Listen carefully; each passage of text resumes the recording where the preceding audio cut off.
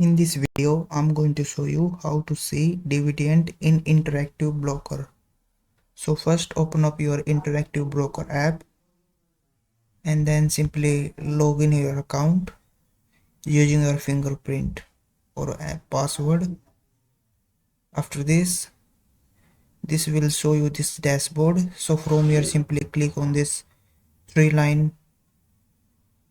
dot menu at the top, and then this will show you this drop down. So from here simply select manage column option.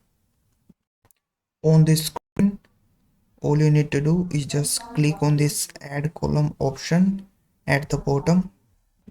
From here you need to select dividend option.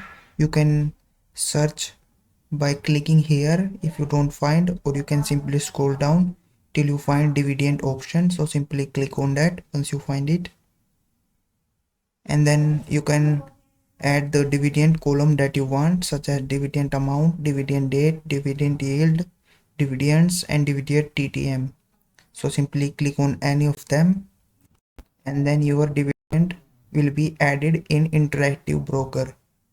So if you found this video helpful, please like this video and subscribe to my channel.